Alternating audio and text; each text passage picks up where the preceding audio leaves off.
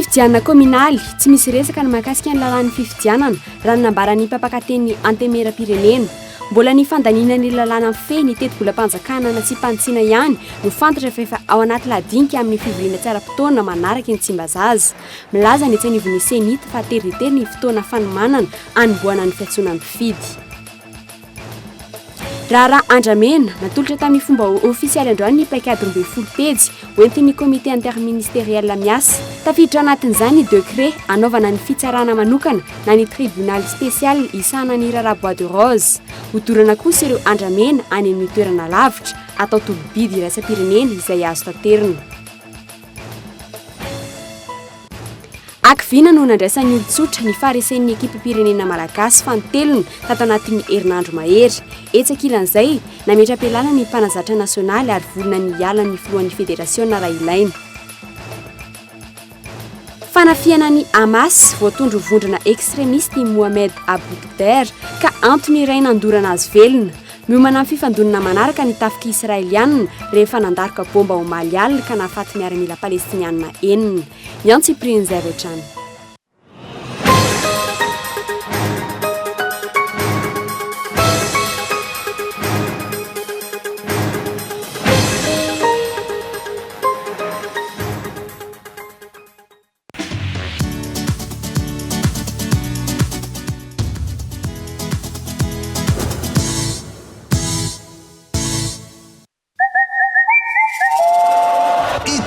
Manaraka 151 millions 415 000 FMG indray ny tirirany Quinté Plus ny talata 8 jolay zao. Quinté Plus eto ny resaka ilay mitady soavaly 5 tonga voalohany. Ansable dolona ny lalao no atao ary course trotte télé io. Miandry anao ara ny tontona goavana 151 millions 415 000 FMG indray ny tirirany Quinté Plus ny talata 8 jolay zao. PMU, vous l'avez.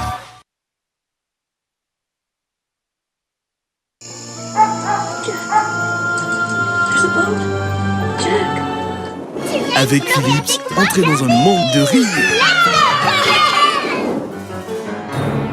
de frissons, d'émotions, de sensations. Vivez le grand spectacle de la Coupe du Monde avec la série 9000 de Philips, la Smart TV à écran 65 pouces Smart, LED Ultra HD. SIDEF, une garantie de qualité.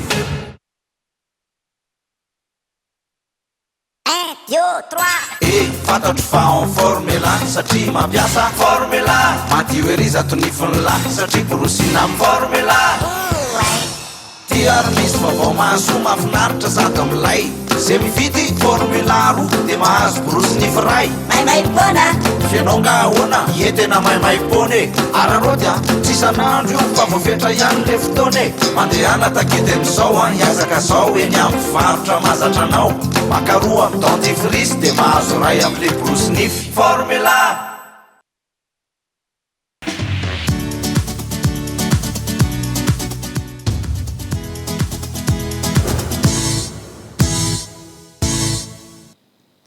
Ampifaliana-trano iarabananao ny tokantrano ny mpanaraka ny fampahalam-baovao eto amin'ny Cool TV asana renao anarak'izany hatramin'ny farany.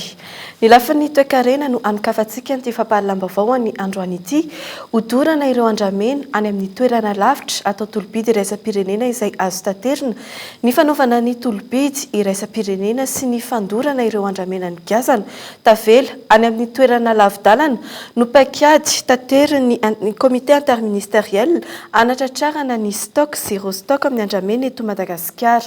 Ny fametrahana ny mpanao fanadihadiana manokana izay mitondra ny rara eny anivo ny fitsarana kosa no vahaolana ahafahana manasazy ireo voalaza fatafiditra ao anatin'ny rara Andramena raha ny nambara ny mpahalalana Honoré Rakotomanana. Aravetrany ny fanadihadiana nataony Niandro Andrenarso. Mbola tsy voafaritra hatreto ny isan'ireo Andramena nogiazana tratra teto Madagasikara sy tany ivelany. Nisy ireo Andramena voafaritra tamin'ny isan'ny bolabola, teo kosa ireo amin'ny taonina. Sarotra ny fanambarana raha nambarany ny minisitry ny tontolo iainana androany. Efa nisy kosa ny fanadihadiana ny arahana tamin'ny banky iraisam-pirenena mahakasika izany ny herinandro farany teo. Ny fivarotan'ireo Andramena ao anatin'ny mangarara sy ny fifaninanana izay efa hoentiny ao amin'ireo komite mahatry ny CITES no teboka voalohany amin'ny paikady hoentin'ny komite interministériel miasa manomboka eto. drafitra matipaika aty mba amongorana tanteraka ny trafika na andramena eto Madagasikara zay amin'ny alalan'ny fanaovana ny tolobalitra iraisam-pirenena amin'ny varotana ny andramena zay vogeza zany. Misy amin'ireo andramena efa simba ihany koa anefa nohodorana raha nambaran'ny ministry ny tontolo iainana. Eo ihany koa ny olana eo amin'ny saram-pitaterana.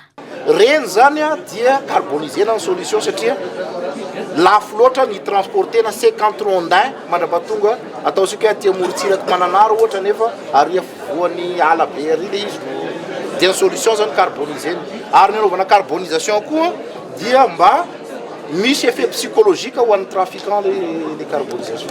Ahoana no anavahana hoe namidy marina sa nidorana ny andramena tamin'ny toerana iray? Iandrasambalo ny fanontaniana io. Tsy mbola voafatra na ny fotoana na ny teti-bola ho entin'ity komity ity manantanteraka ny asa nefa nisy kosa ny teti-bola natokana ho azy ireo.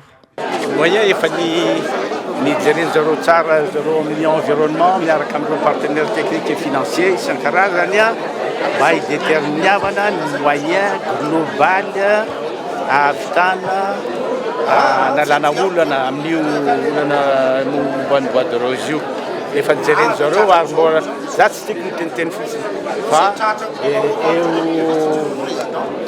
eo misy ihany vola ny efa nahazo $700,000 misy tao dia mbola miampy koa angambany vola sisan-tsasany hanavitana azy tena tanteraka mihitsy. Pakiady 12 pejy hoentin'ny komité interministériel miasa no natolotra tamin'ny fomba ofisialy androany. Tafiditra anatin'izany ny dekret anaovana ny fitsarana manokana na ny tribunal spécial isana ny Rara Bois de Rose. Mbola vahodin'ny komité interministériel kosa ny andindininy mahakasika ny fantanterahana izany. Raha ny hevitry ny mpahalalana tokony isy ihany koa ny mpanao fanadihadiana manokana mahakasika ireo Rara Bois de Rose eto Madagasikara. Investigateur bien quoi, l'investigateur bien quoi, tout que des manants, l'acte d'accusation, l'acte de prévention, de tout que des moutons à l'investirana, des mlages à m'papandura l'année, mlages à discipline, jaune de n'a pas d'identité tardière, jaune de d'identité ratir, am rêve tonger, de récupérer, si ça nous vous travaille nous faisons années, artène yasha tarami, ardi, l'indrimo, les vanisses des correctés internationales là, à tout fois il y a chaque jour une ministère national, de noël tas de géo, et puis ça pour nos coups j'aime tas de nos coups, j'ai une photo de votre inquiétude, à la fois à quoi jeune. Hatramin'ny androany tsy mbola nisy nivoaka ny anaran'ireo londoany amin'ny fitrandrana Bois de Rose eto Madagasikara. Mbola misy ihany koa ny famotorana tao raha nambaran'ny ministry ny tontolo iainana raha nanontaniana mahakasika ny feim-potoana moany ireo anarana andrasana. Ministra Sivy nipitahiry ny fitomboka sen'ny ministeran'ny fitsarana, ny sekretera-panjakana miadidin'ny Gendarmerie izay tarihin'ny Prime Ministre no mandrafitra ity komité interministériel ity. Ny fananganana industria vaovao sy ny famelomana indray ireo industria malagasy efa nikatona no ahafahana manatratra ny fanampy napetraky ny filoham-pirenena momba ny famoronana asa hatrany amin'ny dimy hetsy raha ny nambarany ministry ny industria sy ny fampandrosoana ny sehatra tsy miankina ary ny orinasa madinika sy salatsalany Julietienne Roland androany. Mbola misalasala nefa treto ireo mpamatsy vola avy any ivelany ampiasa vola eto Madagasikara noho ny tsy famarina toerana ara-politika. Ny MIGA na ny agence multilatérale de garantie des investissements no afaka miantoka ireo famatsim-bola miviatana avy any ivelany. Fanedadina iarahantsika amin'ny Miandro Andrenarso. Tetika asa mahery ny 570 maneran-tany, indrindra fa ireo ampiasan'ny firenena mandroso vola amin'ireo firenena andalam-pandrosoana no efa niantohan'ny MIGA izay ratsa mangaika ny banky iraisam-pirenena hatramin'ny taona 2027 nijoroany. Fiantohana hatramin'ny $2.2 miliara ho an'ny taona 2022 ary $3.1 miliara no viana amin'ity taona ity izay akasika ireo mpamatsy vola eto Madagasikara. Mbola misalasala nefa izy ireo amin'izao fotoan'izao no isika avy nivoaka ny krizy. Ny MIGA arak'izany no amerina ny fitokisan'ny mpamatsy vola amin'ny alalan'ny fiantohan'ireo famatsim-bola mivantana avy any ivelany. Tsy eo amin'ny sehatry ny arenan-kibon'ny tany izay efa miroborobo amin'izao ihany, tafiditra anatin'izany ihany koa ny fanodinan'ireo vokatra eto an-toerana sy ny fizahan-tany. Je pense qu'il voit la différence et il voit maintenant le nouveau. Efa hitan'ireo mpamatsy vola any ivelany ny fahasamihafana tamin'ny fotoana nisian'ny krizy teto Madagasikara sy ny fisanganan'ny gouvernement vaovao ary liana ny hiverina eto Madagasikara izy ireo. Saingy malina hatrany ireo te ampiasa vola eto Madagasikara hanafaingana ny fahatongavan'izy ireo ny MIGA. leur permettre de venir beaucoup plus vite qu'ils ne viendraient autrement. Isan'ny mazava-dehibe ny fisian'ny MIGA ho an'ny firenena iray ny fiantohan'ny vokatry ny korotana amin'ny fampiasam-bola noho ny antony ara-politika tafiditra ao anatin'izany ny trosatsy voalohany ny fanjakana sy ny fananana simba noho ny hetsy-bahoaka. Ny andraikitry ny fanjakana zany tsy afaka sahany hatramin'ny farany. Io zany no anisany hoe atongavan'ny MIGA amin'izao fotoana izao eto amintsika mba ahafahany hoe ho an'ny investisseur avy any ivelany hoe tongavinareo à Madagascar fa raha misy olana misy couverture zany en terme d'assurance men'ny MIGA ho an'ireo investisseur avy any ivelany. Zany koa eo amin'ny impayé tsika momba resaka foana ny impayé amin'ny jirama ohatra dia ho an'ny investisseur étranger ohatra zay te investir amin'ny resaka énergie dia amin'izay fotoana izay zareo misy garantie contre ny impayé any fanjakana malagasy. Maro arak'izany ny orinasa ampiasan'ny vahiny vola mety hitsangana noho ny fiantohan'ny MIGA. Ny orinasa izay isan'ny vahaolana amin'ny fanenana ny tahantsianasa eto Madagasikara. Io zavatra io zany efa misy eran'izao tontolo zao ka raha vao mipetraka eo le MIGA io avy dia fantatry ny investisseur hoe misy ny assurance ny volanay zay ampidirina ka zava-dehibe zany ho an'ity ho an'ny entrepreneur ho an'ny secteur privé sy ho an'ireo Madagasikara satria mety ho avy amin'le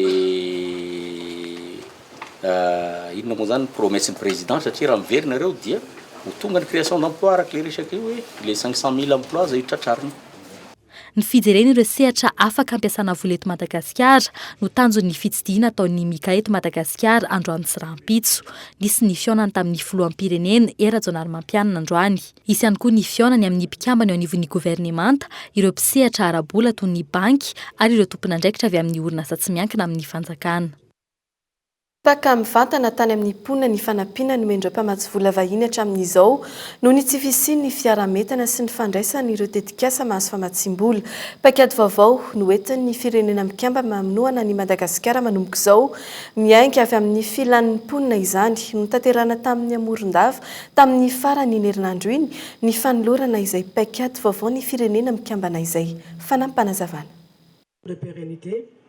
Misafidy izahay ny anova ny fomba fiasa sy ny paikady anampiany ireo mponina mahazo tombony amin'ny tetikasa ny firenena mikambana, fifantohana amin'ny fanamafisana ny fahaiza-manao ny tsirairay mba ho isan'ny mpandray anjara amin'ny fampandrosoana eny ifotony. Hoentitra ny fanaramaso ataon'ny Bianco ireo fanadina-mpanjakana ho tanterana manomboka izao na dia mbola tsy lany teny amin'ny anteny meram-pirenena aza ny volavolan-dalàna mikasika izany misy ny fiara-miasa eo amin'ny ministera ny asa-mpanjakana sy ny Bianco izay efa hiantra nisy ny fionana teo amin'ny ministry ny asa-mpanjakana sy ny tale jeneraly ny Bianco androany nametrana ny laminasa rehetra amin'ny fanaramaso ny fanadina-mpanjakana. Fanadadiana. Mahatratratra any amin'ny 3 tapitrisa ariary ny vola aloha tafidirana ho mpiasa-mpanjakana. Izay fandoavam-bola izay no endrika isehoany ny kolikoly eo amin'ny fikarakarana ireo fanadina-mpanjakana amin'ny akapobeany. Tamin'ny taona 13 sy 20 iny, antota taratasy misy 20 no voarainy Bianco teo amin'ny sehatry ny fampianarana. Voatontonona trano ireo manana havana tompon'andraikitra ambony ho mpanao kolikoly. Misy ny fepetranapetraka isoroana izany raha nambara ny tale jeneraly ny Bianco. Sisy fomba ahafantarana hoe zanakiza na zanakiza ilay olona zay mpiadina miatrika eo. Izay zany dia fa azoko ilazaina amin'ireo fa raha voaraka tsara ilay fepetranapetraka eo izay dia tsy tokony isy zay toe-javatra izay fa zay tena mahay no voaray. Ary tsy izay ihany anefa nisy fepetra maro ngena raisina atao amin'ny ONMZ ary tsika rehetra nafantatra fa tateoriana rehefa tafiditra tao le ankizy dia nisy fanivanana koa tao nandritrin'ny fotoam-pianarana ary nisy zanaka-pitsara voaroka. Fakoatran'ireo hoentitra ihany koa ny fiarovana ireo taratasy-mpanadinana miala eny amin'ny toerana anaovana fanadinana io ka hatrany amin'ny fitsarana azy. Eo amin'ny fanadiovana ny asa-mpanjakana ihany. Isy ihany koa ny fijerena akaiky ny fototra hipoira ny mari-pahaizana atolotra ireo mpiadana hidirana ho mpiasa-mpanjakana raha nambara ny ministry ny asa-mpanjakana androany. Kasika an'ireo homologation de diplôme. Misy diplôme matetika amintsika dia efa BDB zay hita niany le izy tsy fantatra aviaza na aviaza fa dia tsy maintsy atao koa zany zay fanaramaso an'izay a satria reny diplôma reny a no entina mitady asa amin'ny asa-panjakana. Anomboka rapitso ny fanadinam-panjakana andraisana greffier miisa 20 sy magistrat miisa 70 araka ny tetiandro napetraky ny ministera ny asa-panjakana teny amin'ny fiandohany ity taona ity. Isy ihany koa ny fanadinam-panjakana andraisana mpianatra ho manamboninahitra miisa 70 sy mpianatra ho manamboninahitra mpitsabo miisa 420 amin'ny taona 2012 sy 2020 ity. Tsy fahombiazana hatreto no azo amaritana ny asan'ny gouvernemanta Kolo Roger ny ameana amin'ny tokony irosona amin'ny fifidianana na dia teo aza ny antso nataon'ny FMI na ny banky iraisam-pirenena hatramin'ny vondrona Europeana ary ny Senit. Manao be marenina aloha hatreto ny gouvernemanta etsakilan'izay amin'ny 15 ny volana Jolay izao no anomboka ny fivoriana tsy ara-potoana fahadim ny antenimera-pirenena hatreto aloha ny teti-bola-panjakanana sy mpanitsina no votoatin'izany fanendadiana iarahantsika amin'ny Erinirina Rabary. Tsy maintsy atao amin'ity taona ity ny fifidianana kominaly ny Prime Ministre. Hatreto anefa aloha teny misavona ihany izany raha ny zava-misy fa ny asa rehetra ataon'ny gouvernemanta mifanohitra amin'izany. Isan'ny amehana ny antsoina ny fivoriana tsy ara-potoana hanomboka amin'ny talata heriny ary aharitra 12 andro ny lalana ny feny teti-bola-panjakana. Tsy mbola fantatra kosa na ho tafiditra ao anatin'ny ladinika mandritra ity fivoriana tsy ara-potoana ity na tsy lalàna mikasika amin'ny fifidianana raha nambaran'ny mpampakateny ny antenimera-pirenena saingy tokony ho jerena maika raha tiana ny anaovana fifidianana amin'ity taona ity. Ity lalàna ity izay efa nangatahan'ny gouvernemanta andro ny fifandiniana azy. Raha ohatra manapa-kevitra ny anovana ny fifidianana be ny tanàna amin'ity taona ity ny fitondram-panjakana izay misy fe-potoana izay tsy maintsy arahana ao anatin'io dia rariny koa raha mampiantso fivoriana tsy ara-potoana amin'ireo pitsopitson-dalàna tokony anaovana an'izany fifidianana be ny tanàna eraky ny nosy izany. Ka ao ato anatin'ny fotoana fohy ato dia tokony hampiantso an'izay koa ny fitondram-panjakana. Intsakilana nefa ny avy anivon'ny Senita nanambara fa tery dia tery ny fotoana ananana amin'ny fanomanana fifidianana kominaly. Ny 420 ny volana Jolay ho avy izao ny fe-potoana farany nomen'izy ireo fa tokony hanombohan'ny fiantsonan'ny mpifidy raha tiana ny anatanterahany fifidianana io ao anatin'ny maintany araka ny voalazan'ny lalàna. Raha ataontsika hoe tonga ny 420 ny volana Jolay mbola tsy mazava ilay cadre juridique dia miverina mivory zany ny Senita tsy maintsy dinihana ao amin'ny fivoriamben'ny Senita indray zany ny mikasika ny vinavinana tetiandrom-pifidianana teo ampelatanana sy za mety fepetra raisina mifanaraka amin'izay. Fiamora ny fangatahan'andro ireo hatrany no hita rehefa miresaka ity fifidianana kominaly ity. Mbola baraingo ny firosoana amin'ny fanjakana tsaran-tatana raha ny fanatanterahana fifidianana no resahana. Mbola baraingo ihany koa izany raha ny fitantanam-bola-panjakana no asinteny. Mitohy hatrany ny fitsidiam-paritra ataon'ny filoham-pirenena amin'ny asa fanarenana ny toe-karem-pirenena. Fanontaniana maro anefa no mipetraka amin'izy ireny. Manoloana ny tsy mbola fisian'ny teti-bola-panjakana sy mpanitsina mazava, vola viaiza ireo 3 miliara no omen'ny filoham-pirenena ny orinasa sovoanio. Sora-bola viaiza avokoa ireo vola lazaina ankehitriny fa hanarenana ny orinasa malagasy sahirana toy ny Sirama, ny Tico, ny Sekrenina sy ny sisa. Fantatra kosa etsakilan'izay fa ivory etsy amin'ny hôtel Ibis Rapitso ny groupe international de soutien pour Madagascar ilay tarihan-dramatoa Fatma Samoura ny dingana vitany Madagascar amin'ny fivoana amin'ny krizy no ladinika amin'izany. Azo antoka fa isan'ny tsy maintsy ho resahan'ny mpiara-mombonantoka ireo fahatarany fikarakarana ny fifidianana miankina amin'ny gouvernemanta malagasy ankehitriny.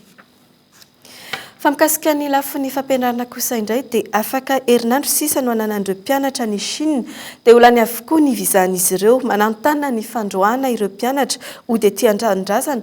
Manoloana an'izany nisy ny fampirarahana nataon'ny ministera sy ny amin'ny fanjakana sinoa amin'ny andoavana ireo trosa saram-pianaran'izy ireo tsy fantatra mazava tsara moa ny hiafarany ity raharaha ity. Aravetrara ny fandadiana nataon'ny Zora Kotondrina. Efa jato mahery ireo mpianatra malagasy any ivelany no misedra olana amin'ny resaka afatsim-pianarana. Roanjato any Frantsa ary ny sisa rehetra dia any Chine avokoa. Tao anatin'ny krizy, tsy ampy ny famatsim-bola nahafahan'ny fanjakana malagasy nanefatra amin'ny farany ny sara-pisoratana anaran'ireo mpianatra ireo. Vokatr'izay, tsy nomen'ireo université toerana hipetrahana intsony ireo mpianatra.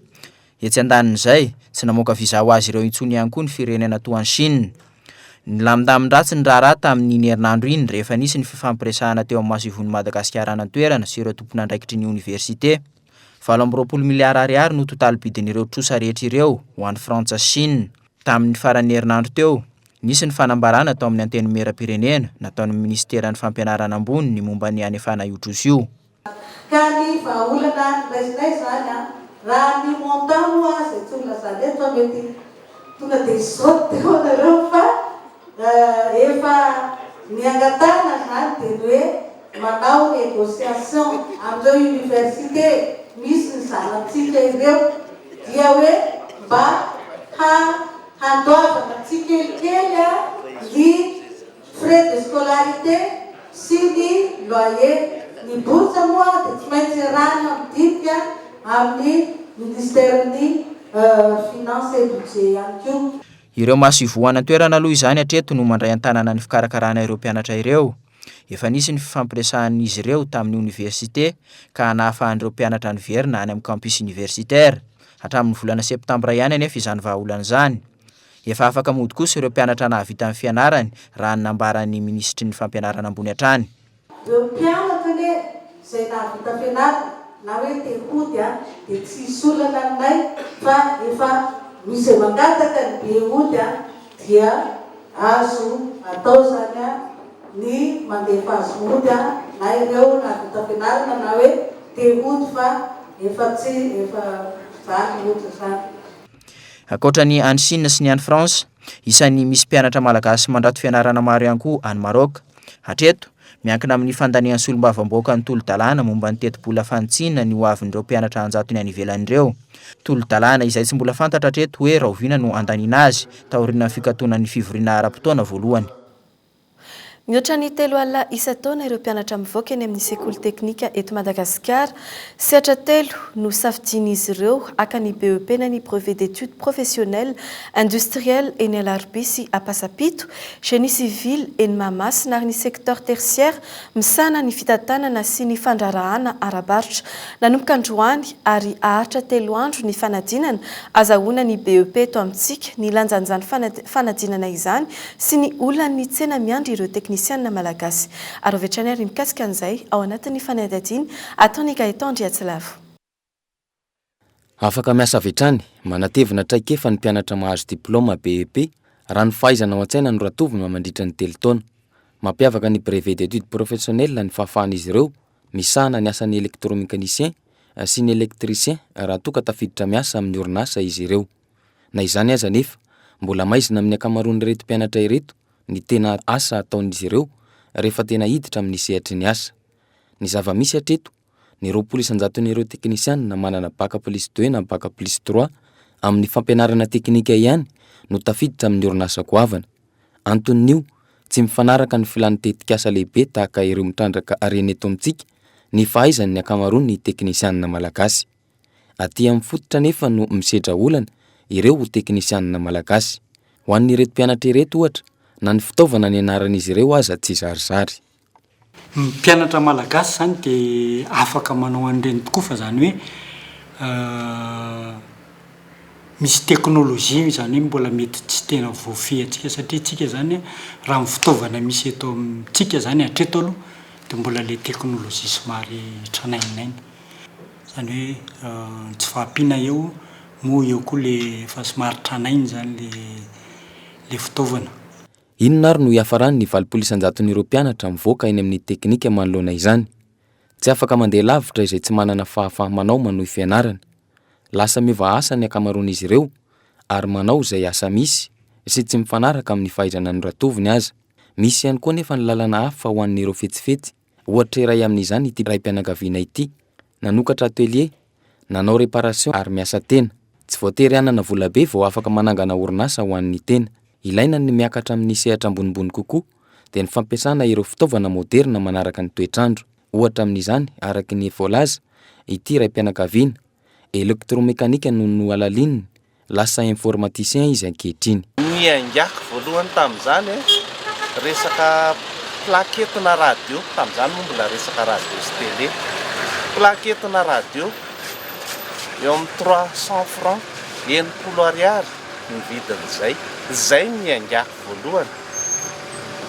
amin'izao latabatra hitanareo misy entan'izao zany dia eritrereto hoe plakety kely anankiray no namidy dia izay no namidy 20 dia iny indray no vidianan'entana dia nitombo ohatran'izay dia rehefa manana faharetana zany ianao anatin'ilay izy dia tsy maintsy fampianarana teknika ahafahana manofa teknisianina manam-pahaizana maro lafy eto an-toerana araka izany no andrasana ankehitriny. Antony iray anjakazakany vahiny amin'ny asa fitrandrana eto amintsika ny tsy fahampiany izany ka hatramin'ny main d'œuvre no afarana avy any ampita. Manonofo teknisianina vilenta avokoa ireo mpianatra 470 manala BEP teto amin'ny lycée teknika Larobe ireto. Mbola fanontaniana mipetraka kosa nefa ny asa tena ataon'izy ireo any aoriana any. Fa vaovao mikasika ny fanatanjahantena kosa indray, intelo nahita maizina ny Makido Madagasikara tamin'ny CAN 2024 ho an'ny rugby izay natao teto Madagasikara. Ny voalohany 2-10, 2-20, ny faharoa 4-30, aotra, ny fahatelo 1-90. Valalana ny maro tao aorian'ireo lalao rehetra nandraisan'ny ekipa pirenena anjara. Raha sarotra no nanantona ireo tompon'andraikitra samihafa androany dia nidina teny amin'ny faritra Iva, toerana isan'ny nitaizan'ny rugby malagasy. Fototra ny CAN 2024 nanjavona match de barrage amin'ny fiadinan'ny Amboara Eratany 5-12 any Angleterre. Tsy vitan'izany fa dia nitsanany amin'ny vondrona AMB ihany koa ny Maki. Akivina no nandraisan'ny rehetra ny faharesen'ny ekipa pirenena malagasy nandritry ny fifaninanana iraisam-pirenena ho an'ny taranja rugby farany teo iny. Mbola teo ambava maro ny raharahana haresen'ny Maki de Madagasikara. Teo ampamakina gazety ity rangahy iray mpakafy rugby ity no sendranay. Valalanina tanteraka izy raha nahita fa tsy avitra intsony ny Maki de Madagasikara. Vesatra mihitsy tena navesatra. Nefa reny namiby reny nanao tamintsika ao resitsika reny. Mena nazy moral le baikely zany le tamin'ny talohany nanaovana andry zalahy le teo aloha reny. Dia nanao izay tratriny mihitsy izy fa resiny reny fa tafavoaka nandresy izy. Fa tamin'ity zany tsy ampy fanomezana moral zany le joueur pirenena ity. Sady ray aman-dreniny mpilalao rugby iray ety an-toerana ity raim-pianakaviana iray hafa ity no mpampiofanay ireo baikely ihany koa. Ho azy ny fitantanana no misy tsy mety ka mahatonga ny faharesena miopampana toy izao. Folo malahelo satria ny tena sportif dia tsy maintsy malahelo. Fa mametsy ny le mpitondra koa satria le fitonana dia tia vola loatra le fédération sy ny amin'ny fikarakarana zavatra io. Ny joueur tiana ihany no angalana vola dia lanina satria 3 FP zao maromaro no le cupe BDB nefa cupe atao andohany gisitra tamin'ny top 14 tonga dia nangalana olona efatra. Le quartier zany amin'ny quartier mantrandra tsisy vola omenandry zareo dia tsy mifidy mihitsy olona roa na ray no alaina nefa. Samy naneho ny heviny avokoa ireo olona sendranay mikasika ny faharesen'ny ekipa pirenena malagasy iny. Ho an'ity rem-pianakaviana iray ity kosa misy resaka kolokolo eo ambadika izao fahareseny izao. Za zany tena mpanaraka an'le baolina lavalava mihitsy fa nahitako hoe lesiko an'le Maki eo amin'le mpanazatsa antsika tia vola. Ny tao amin'ny zaza raha tena mijery an'le izy zany ny ao amin'ny filesy maninona olona ray fotsiny nalainao anatin'le joueur. Nefa ny joueur PDB no filesy ny championnat. Andrasana ny fanazavana feno sy mahitsy na avy amin'ny fédération na avy amin'ny ministry ny fanatanjahantena. Ireo tompon'andraikitra ireo izay nandrasany maro ametra-pialana raha tena mahatsiaro tompon'andraikitra marina manoloana ireny tsy fahombiazana ireny. Ankehitriny fa efatra farany amin'ny ekipa rehetra miady any amboarin'ny Afrika i Madagasikara ary ny tena nampivalaketraka dia any amin'ny division ambany MB no ilalaovantsika amin'ny taona ho avy izay ikatrohan'izy ireo amin'ny Uganda, Côte d'Ivoire ary Sénégal. Lasa ny Tunisie kosa ny toeram-boninahitra efa azon'ny Madagasikara tamin'ny herintaona. Hetsakilan'izay tafita hanao mondial i Namibia ary tafakatra hanao match de barrage i Zimbabwe. Fa isan'ny fihetsika azo ambara fa miavaka ny nataony mpanazatra ny Maki de Madagasikara taorian'ny Vokadalao tamin'ny farany herinandro teo fametra-pialana na dia teo aza ny fahombiazana azo nandritra ny fotoana nanazara ny Maki de Madagasikara manoloana ny zavantranga dia naneho izany fihetsika izany ity mpanazatra ity. Azo heverina fa tsy Bertin no tompon'andraikitry ny fanatanjahantena ny sedra tsy fahombiazana tahaka izao saingy nahatsapy izy fa nisy tranga tsy nety dia nametra-pialana mazava. Azo ambara fa fitaratra ho an'ireo tompon'andraikitry ny fanatanjahantena n'izay fihetsika nataon'izay. Ary avetrany ny fanampanazavana. Zany na tsy entraîneur national ntsony rehefa vita ty fa dia fantoka any formation mihitsy formateur any formateur nefa tsy ho formateur ary fa ho formateur dia formateur satria tsy ho vitan'olona ray le formation fa tsy maintsy mamboatra formateur be dia be. Ny toy Maliala ny fanafiana ataon'ireo tafika Israeliana ifehezana sy amerina ny Gaza amin'ny filaminana, enina ireo miaramila Palestiniana namony ainy raha roa kosa ireo naratra mafy. Mandeha ny fijerena vahaolana amin'ny fanjakana amahana aingana ity crise politika ity. Fanedadina. Tao aoriana nandorana velona ilay tanora palestiniana 12 taona ny herinandro lasa teo tany Jerusalema. Jiosy 10 indray no nosamboriny ireo miaramila Israeliana. Enina kosa ireo miaramila palestiniana namony ainy omaly nandritra ny fifandona tao Gaza tamin'ny fampiasana lance roquette miampy tifitra amin'ny Angimbi nalefa ny ankilana. Ny fanadidina natao no nalalana fa isan'ny vondrona extrémiste juif ity tovolahy novonoana ity. Ray andro mialohan'ny namonoana io tovolahy io, jiosy enina no nosamborina nalalaina ambavany ka telo tamin'ireo no nanamara fa juif extrémiste ilay tovolahy. Ny filoha palestiniana Benyamin Netanyahu teo efa nilaza fa sazy mahery vaika no miandry ireo tompon'antoka tamin'ny famonoana ireo mpianatra israeliana telo tany Cisjordanie. Ivitoerana sivy misy ireo vondrona mpampiorory no isan-kendren'ireo tafika israeliana, indrindra fa misy an'ireo fitaovam-piadiana mahery vaika. Tokony tsara aingana ity fifandonana eo amin'ny Hamasa sy ny israeliana ity raha nambaran'ny mpitondra tenin'ny praiminisitra israeliana androany. Etsy ankilany efa miomana sahady any fanafiana ny miaramila israeliana. Androany ihany no ivory ny ministra ny filaminana anatiny sy ny filohan'ny tafika hijerena amin'ny vahaolana ialana amin'ny krizy. Karazany malemy sy tsy afa-manao na inona na inona loatra ny firenena mikambana manoloana ity raharaha ity. Fa mikasika ny toy ny fandarana eto amin'ny Nikolo TV kosa indray dia ny fandarana almanaka sy ny tanànantsika no arahinao ao aorianan'ity fampahalalam-baovao ity. Manome fotoananao kosa izahay amin'ny valora sasany ao anatin'ny fampahalalam-baovao amin'ny fiteny frantsay. Dia izay ihany koa no manakatona ny fampahalalam-baovao manome fotoananao indray rapitso amin'ny fitora sasany veloma tompoko.